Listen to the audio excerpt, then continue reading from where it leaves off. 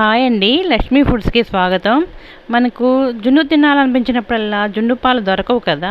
అలాంటి టైంలో దానికి రెమెడీగా జున్నుగడ్డితో సులువుగా జున్ను చేసుకోవచ్చు. జున్నుగడ్డి ఎక్కడ దొరుకుతుందంటే పచారీ షాపులో చైనా గ్రాస్ అని కానీ లేదా జున్నుగడ్డి కానీ అడిగితే ఇస్తారు. దీనికి కావాల్సింది జున్నుగడ్డి, బెల్లం ముక్క, 1/2 లీటర్ పాలు, యాలకులు, మిరియాలు.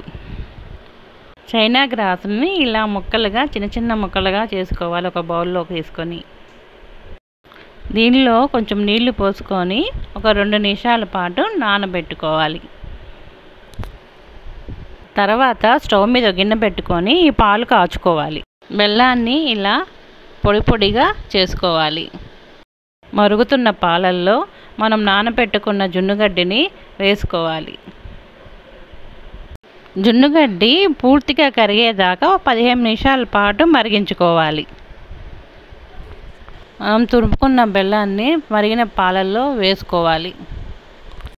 అందులో యాలకుల పొడి, తర్వాత మిరియాల పొడి వేసుకొని బాగా కలుపుకోవాలి. పాలల్లో బెల్లం పూర్తిగా కరిగేదాకా మరిగించుకోవాలి. తర్వాత ఒక బౌల్ తీసుకొని పూర్తిగా చల్లారేదాకా జున్ను పాలను ఉంచాలి. పాలు చల్లారాక దాన్ని 2 గంటల పాటు ఫ్రిడ్జ్లో పెట్టుకోవాలి. 2 గంటల తర్వాత గట్టిపడిన జున్నును తీసుకుని ఒక ప్లేట్లో పెట్టుకోవాలి.